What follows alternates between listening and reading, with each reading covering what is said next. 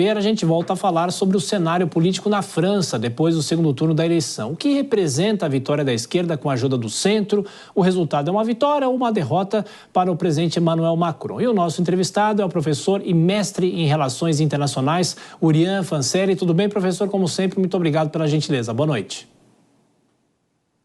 Boa noite, Thiago. Um prazer estar aqui com você. Prazer é nosso.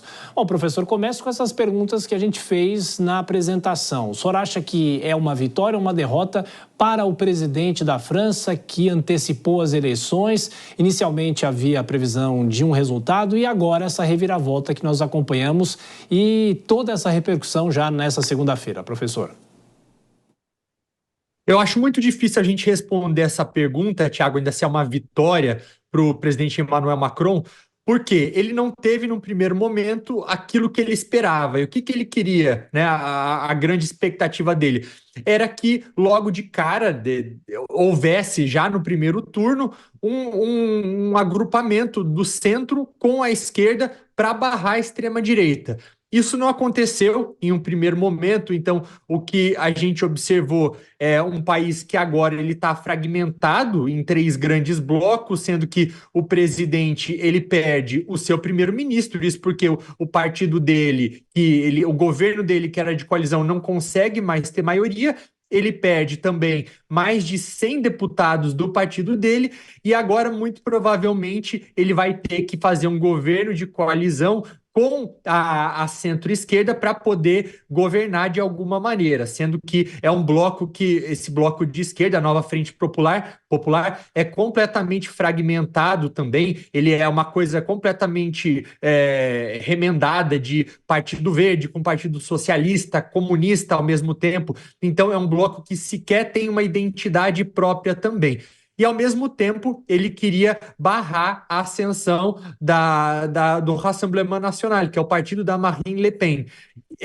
Ele pode ter conseguido fazer isso, só que, por outro lado, esse partido também cresceu bastante. Era um partido que 12 anos atrás não tinha nenhum deputado, então começou com 2, depois ganhou mais 6 deputados, sendo que em 2022 estava lá com mais ou menos 89 deputados, e agora está com aí o dobro disso. Então, realmente o partido cresceu bastante, não dá para falar que houve uma derrota de qualquer um dos extremos, tanto do lado esquerdo, que cresceu bastante também, quanto do lado direito.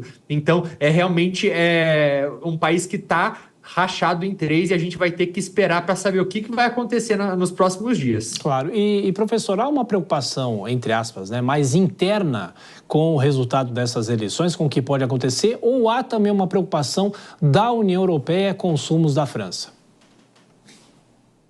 Existe uma preocupação nos 2 sentidos. No caso da União Europeia, isso está diretamente vinculado a quem vai formar esse governo. Por quê? Olha só, por um lado, você tem esse bloco mais à direita, que é um grupo mais eurocético, então ele é mais crítico da União Europeia, mas, por outro, vai caber ao primeiro-ministro formar um governo e são essas pessoas que esse primeiro-ministro indicar para o seu gabinete que vão representar também a França na própria União Europeia, dado que existem órgãos como, por exemplo, o Conselho de Ministros na União Europeia. Então, o bloco em si ele fica preocupado com o sentido de ver uma ascensão de eurocéticos. Por um lado, é o presidente da República que vai comandar tanto a política externa quanto a política de defesa. Então, em relação a outros grandes acontecimentos internacionais, então, em relação a Gaza, em relação à Ucrânia, isso tudo vai ser o presidente Emmanuel Macron que vai continuar comandando. Mas, por outro lado, quem controla o orçamento do país acaba sendo o parlamento. Então, o Macron, dependendo de quem for o primeiro-ministro, pode ficar um pouco travado nesse aspecto.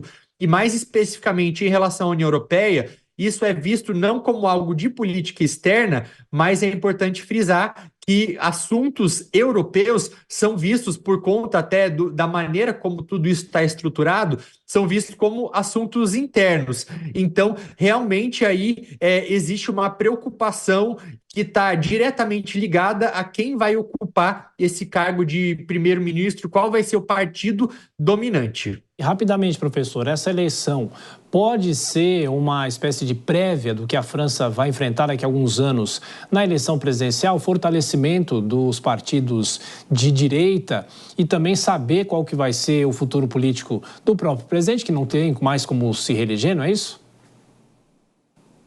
Isso mesmo.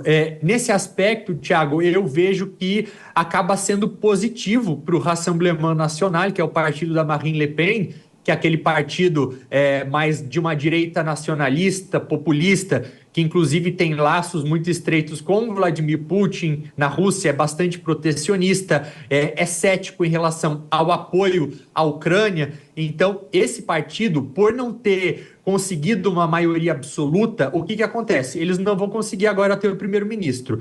Na prática, isso representa que eles não vão se desgastar durante esse tempo em que não acontecem as eleições presidenciais.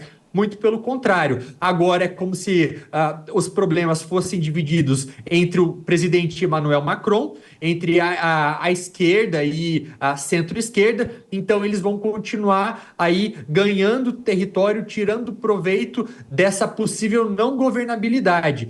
E, paralelo a isso, o Jordan Bardella, que era quem estava cotado para ser o primeiro-ministro desse partido, ele acaba agora assumindo a presidência de um bloco, que é o terceiro maior bloco no Parlamento Europeu, que é aí formado também por outros partidos de outros países também ultranacionalistas. Então, o partido vai tentar se projetar de outras maneiras para tentar continuar crescendo assim como tem feito ao longo dos últimos 12 anos.